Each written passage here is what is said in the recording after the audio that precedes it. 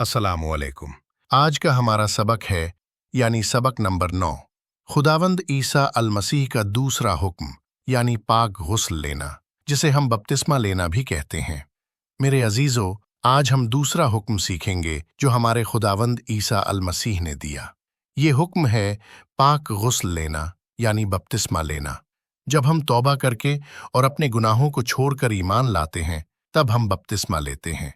ये इस बात की निशानी है कि हमने दिल से तौबा की और ईमान लाए। ये कदम खुदावंद ईसा अल-मसीह के पीछे चलने के लिए बहुत अहम है। आज हम इंजील शरीफ के एक वाक़ये को देखेंगे जो रसूलों के आमाल बाब 8 के आयत 26 से 38 में है। इसमें अल्लाह ने अपने एक बंदे हज़रत फिलिप्पुस रज़ी अल्लाहु अन्हु को भेजा ताकि वो एक दूसरे शख्स को खुदावंद ईसा अल-मसीह का शागिर्द बनाए। एक दिन रब के फरिश्ते ने फिलिप्पुस से कहा, उठकर जुनूब की तरफ उस राह पर जा जो रेगिस्तान में से गुजरकर यरूशलेम से गज़्ज़ा को जाती है। फिलिप्पुस उठकर रवाना हुआ। चलते चलते उसकी मुलाकात इथोपिया यानी मुल्के हबशा की मलिका कंदाके के एक ख्वाजा सरा से हुई। मलिका के पूरे खजाने पर मुकर्रर ये दरबारी इबादत करने के लिए यरूशलेम गया था और अब अपने मुल्क में वापस जा रहा था। उस वक्त वो रथ में सवार यसायाह नबी की किताब की तिलावत कर रहा था। रूहुल कुद्स ने फिलिप्पुस से कहा, उसके पास जाकर रथ के साथ हो ले। फिलिप्पुस दौड़कर रथ के पास पहुंचा तो सुना कि वो यसायाह नबी की किताब की तिलावत कर रहा है। उसने पूछा, क्या आपको उस सब की समझ आती है जो आप पढ़ रहे हैं? दरबारी ने जवाब दिया, मैं क्यों कर समझूं जब तक कोई मेरी रहनुमाई न करे। और उसने फिलिप्पुस को रथ में सवार होने की दावत दी। कलामे मुकद्दस का जो हवाला वो पढ़ रहा था ये था, उसे भेड़ की तरह ज़िबाह करने के लिए ले गए। जिस तरह लेला बाल कतरने वाले के सामने खामोश रहता है, उसी तरह उसने अपना मुंह न खोला। उसकी तज़लील की गई और उसे इंसाफ न मिला। कौन उसकी नस्ल बयान कर सकता है, क्योंकि उसकी जान दुनिया से छीन ली गई। दरबारी ने फिलिप्पुस से पूछा, मेहरबानी करके मुझे बता दीजिए कि नबी यहाँ किसका जिक्र कर रहा है, अपना या किसी और का? जवाब में फिलिप्पुस ने कलामे मुकद्दस के इसी हवाले से शुरू करके उसे ईसा के बारे में खुशखबरी सुनाई। सड़क पर सफर करते करते वो एक जगह से गुजरे जहां पानी था। ख्वाजा सरा ने कहा, देखें यहाँ पानी है, अब मुझे बपतिस्मा लेने से कौन सी चीज रोक सकती है? फिलिप्पुस ने कहा, अगर आप पूरे दिल से ईमान लाएं तो ले सकते हैं। उसने जवाब दिया, मैं ईमान रखता हूं कि ईसा मसीह अल्लाह का फर्जंद है। उसने रथ को रोकने का हुक्म दिया। दोनों पानी में उतर गए और फिलिप्पुस ने उसे बपतिस्मा दिया। इस वाक़ये से खुदावंद ईसा अल-मसीह के बारे में हम क्या सीखते हैं? सबसे पहले हम ये देखते हैं कि दूसरे पैगंबरों ने भी खुदावंद ईसा अल-मसीह के आने की पेशन गोई की थी। इस वाक़ये में ख्वाजा सरा हज़रत यसाया अलैहिस्सलाम के 53वें बाब से पढ़ रहा था, जिसने हमारे गुनाहों के लिए खुदावंद ईसा अल-मसीह की कुर्बानी वाली मौत के बारे में बताया। ये खुदावंद ईसा अल-मसीह की अहमियत को जाहिर करता है। बहुत से पैगंबरों ने खुदावंद ईसा अल-मसीह के आने के बारे में बात की।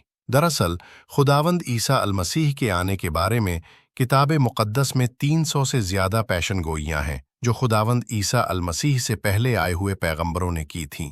हम ये भी देखते हैं कि खुदावंद ईसा अल-मसीह तलाश करने वालों को अपने पास ला सकते हैं। इस ख्वाजा सरा के पास कोई सिखाने वाला नहीं था और वो रेगिस्तान में अकेला था, मगर खुदा ने उसे देखा, इसलिए खुदा ने अपने रसूल को इस ख्वाजा सरा के पास भेजा।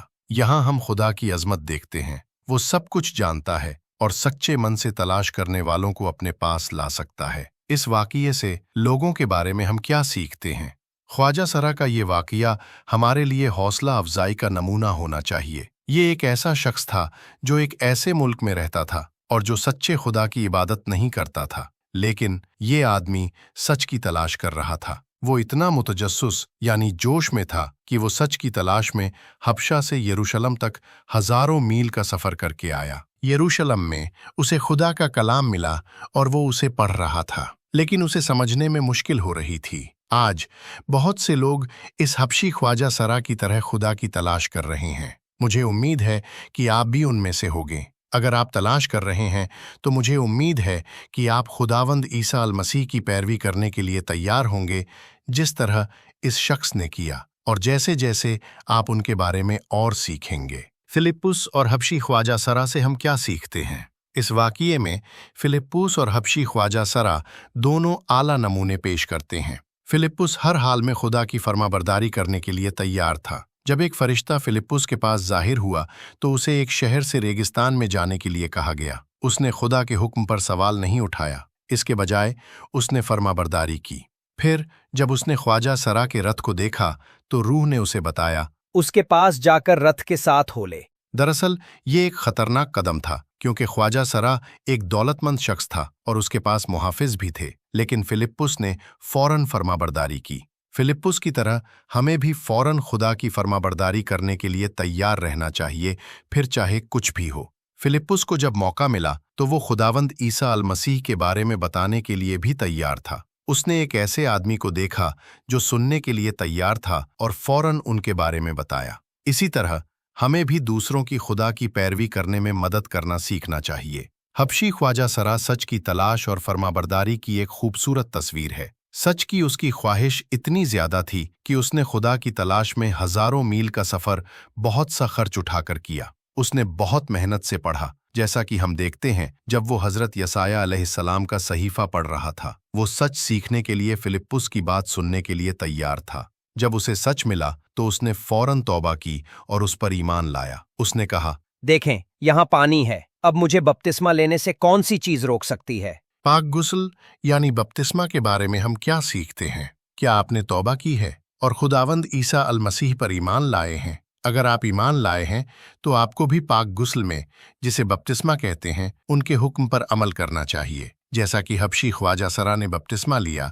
बपतिस्मा एक खास तरह का गुस्ल है जब खुदावंद ईसा अल मसीह पर दूसरा कोई ईमान रखने वाला हमें पानी में पूरी तरह डुबो देता है। क्योंकि खुदावंद ईसा अल मसीह इतने ताकतवर हैं, इसलिए हमें अपनी जिंदगी में सिर्फ एक बार बपतिस्मा लेने की जरूरत है। बपतिस्मा से हम उनकी ताकत और फजल से पाक हो जाते हैं। अपने बपतिस्मा में हम खुदा के लोगों का हिस्सा बन जाते हैं। इंजील शरीफ में रोमियो की किताब के बाब 6 बपतिस्मा के मानी के बारे में और सिखाता है। या क्या आपको मालूम नहीं कि हम सब जिन्हें बपतिस्मा दिया गया है, इससे मसीह ईसा की मौत में शामिल हो गए हैं? क्योंकि बपतिस्मे से हमें दफनाया गया और उसकी मौत में शामिल किया गया, ताकि हम मसीह की तरह नई जिंदगी गुजारें, जिसे बाप की जलाली कुदरत ने मुर्दों में से जिंदा किया।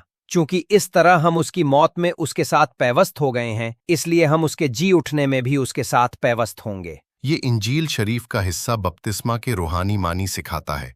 जब हम बपतिस्मा में पानी के नीचे जाते हैं तो हम अपनी पुरानी जिंदगियों से खुदावंद ईसा अल मसीह के साथ मर जाते हैं। बिल्कुल जैसे वो मारे गए और कब्र में दफन किए गए, हम भी अपने आप को अपनी पुरानी जिंदगियों से मरा हुआ समझते हैं। फिर जब हम पानी से बाहर आते हैं तो हमें खुदावंद ईसा अल मसीह के साथ एक नई जिंदगी दी जाती है। बिल्कुल जैसे वो मुर्दों में से जी उठे, हम बपतिस्मा के पानी से एक नई जिंदगी में बाहर आते हैं। अगर आप खुदावंद ईसा अल मसीह के साथ एक नई जिंदगी चाहते हैं तो आपको बपतिस्मा लेने में उनके हुक्म पर अमल करना चाहिए। खुदा हाफिज मेरे अजीजों।